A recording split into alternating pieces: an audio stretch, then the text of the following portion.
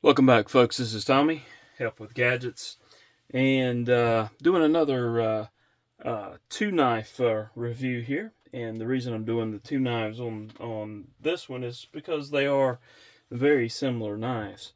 This is the EXO-M here, and this is the EXO-U here, and very similar in the way that they function.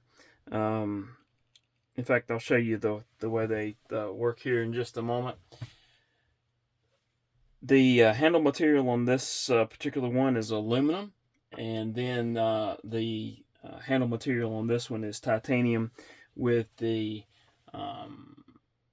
G10 inlay, the Damascus. That's the multicolored Damascus. So it's really cool. The blade on this one is L Max, and these are gravity knives. So basically, you let the knife handle come apart like this, and tilt it, and the blade comes out this way. Again, if I haven't mentioned, this is an L Max with a drop point blade. This is kind of a satin finish, and so basically, you would unlock this blade, allow it to come open, and then hit the lock button, or you could not have it locked either way, but you could have the lock the button and then use the knife as you normally would, and then unlock it, let it drop. Now there is a way that you can kind of flick it, and it'll come out more quickly. I found that out after playing with them for a little while. Alright, the EXO-U, it has a little bit of a different type lock, and the U stands for utility. This uses a regular utility blade. This little spring comes loose, the utility blade pops out, you can turn it over or replace it as needed. And again, works very similar. These are fun to fidget with, and but I haven't carried these a lot and used them very much, simply because it's just not my normal method, or what I normally like to carry. I'll carry a fixed blade sometimes, but most of the knives that I carry are modern folders. But these have been very cool to check out. This one, let's see, I had a list somewhere. I think these were about $80. And this was about I want to say 180, but I'm not positive on that. I'll put that up on the screen if I had that incorrect. I think both of these are still available, or could be found available. Just take a look if you're interested in these knives. And I'll try to leave some links in the description as well. All right. Normally I do a size comparison, and I can definitely do that. We'll throw this one up here, and I think this one is just going to be more of a utility knife. But we'll go ahead and we'll go ahead and put that up and get some specs here first, and then we'll compare it against some other knives. So this one, the blade length is just over 3 inches. In fact, more like not quite 3 1/4. Not quite 3 1/4. Less than 3 1/4. This one is going to be about 2 1/4 ish. Overall length for the EXO-U is 5.75, and the EXO-M is more like 7.5. Alright, we'll go ahead and get a weight on both of these as well while we're at it. Let's set that to the side. Bring over the scale, get it turned on and tear it out. The utility knife is 2.6 ounces, so that's very cool, very light. And the EXO-M is 4.40, which is more along the lines of what knives that I usually carry weigh. All right, let's see if we can get both of these kind of close together, and we'll do do our normal 2 knives at a time. Let's get the Berg blade Sweeney, so you can see, you know, not a whole lot different in the size of this one. Let's do the Kaiser Militao as well. Okay, there, good comparison. Let's do the North Arm Sky High. And along with that one, we will do the Giant Mouse Ace Tribeca. Okay. So the EXO-M is along the lines of something that, you know, about the size of something I would normally carry. I haven't carried that one very much. You've got your Benchmade Bug Out, and you've got your Miguron Morial.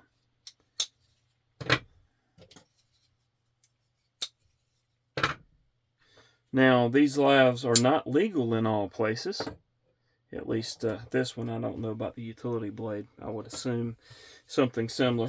That's the CJRB Pyrite, and this is the CJRB Feldspar. These are considered, as I mentioned, gravity knives, and gravity knives aren't legal in all locales. This is the Sparrow Knife Company Strix, and this is the Demco Shark Cub. A couple of more comparisons. We have the QSP Penguin and the Eutectic Binary. Okay. And then last, but certainly not least, we have the Microtech MSI, which is a good bit larger. And then still, we have the Kaiser Cyberblade. The EXO-U is getting really close to the same size as the Cyberblade, but still don't think it's quite. I don't think it's quite. Well, that's not gonna work. Let's move this. I want to make sure we haven't finally found a knife. Though I don't know that this would be the.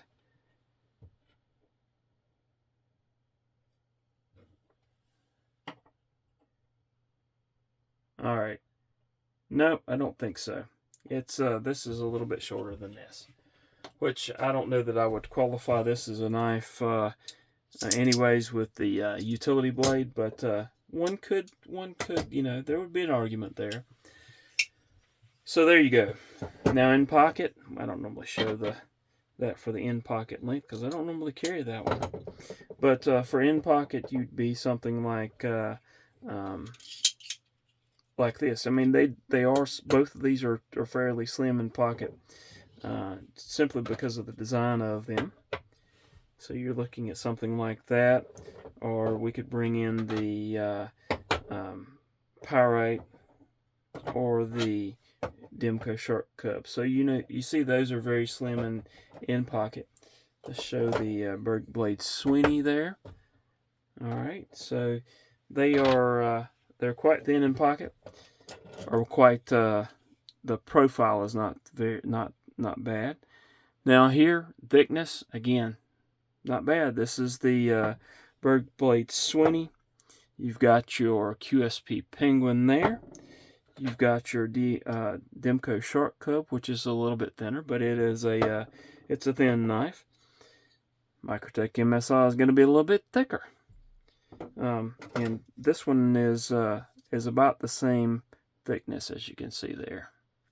Okay, just to let you know, there's the Benchmade Bug Out. Bug Out's also going to be a little bit thinner, as well the EXO will be a little bit thinner than the North Arm Sky High. All right, so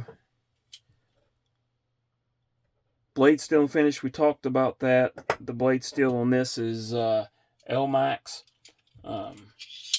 So that's just fine. Not a problem with that. It has like a almost like a stonewash there, and then the satin on the other parts of the blade. What else do we want to talk about? Lanyard holes, not on this, not on these two. Bring this one back over. Not on these. They both do have deep carry clips though.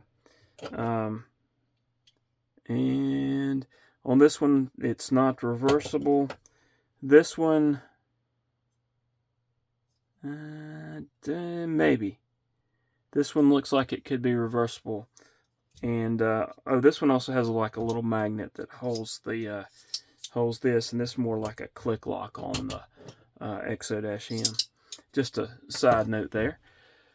Jimping, there is jimping on this. Again, these are aluminum.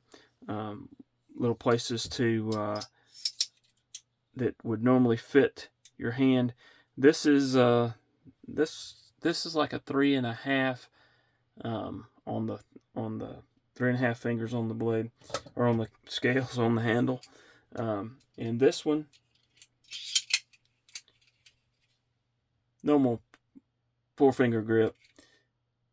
It's comfortable grip, however you might want to hold it. There's knurling here on the top of the handle, which allows for excellent traction. Some jimping here on the bottom where your 4-finger and part of your middle finger would go, and then on back here where your little finger and your ring finger would go. Plenty of jimping on that. Also some cuts here, probably more for aesthetics than anything, but also, you know, it could give you a little bit of purchase on the handle as well. No jimping there on the top of the blade itself, and no jimping here on the utility blade holder of this particular EXO-U. Normally I tell you about detent and lockup, but that's not the case with these. In fact, you'll notice that when it is closed, there's going to be, or when it's open, there's going to be a little bit of play there, up and down, side to side. That's just how it is, because if you've got enough space for it to slide out, there's going to be some space. It's just the nature of the beast there. Same goes for this. Side to side, up and down. It makes some noise when you shake them. Same thing for this one. And that's a little different for me. I don't normally like knives that are gonna make noise if you shake them. Just the way it is. So they both fit fine in pocket. This one is going to catch your hand a little bit if you're trying to reach past it to reach something else in your pocket. This one is a little bit better, not quite as sharp, but it does have some edges that might give you a little bit of an issue. So, what do I think about these knives? I think they're neat. They're pretty cool as far as being different, but they're not normally something that I'm going to recommend for various reasons. One is it's just not what I normally like. However, that doesn't mean that's not something that you might like. So give it a try. If you can find one for a decent price, and they are allowed in your area, then you may want to give it a shot. These are very cool looking. I like the colors and the patterns on both of these knives.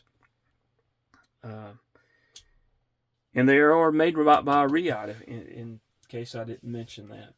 So both are very cool knives, but they're just not something that I would normally say that I would recommend for most folks. All right, I appreciate y'all watching. Thanks for subscribing. If you haven't subscribed, please do so. Hit that like button if you've enjoyed the video.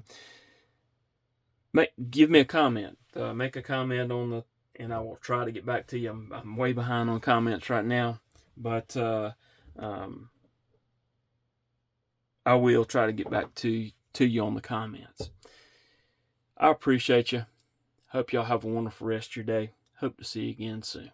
Thank you.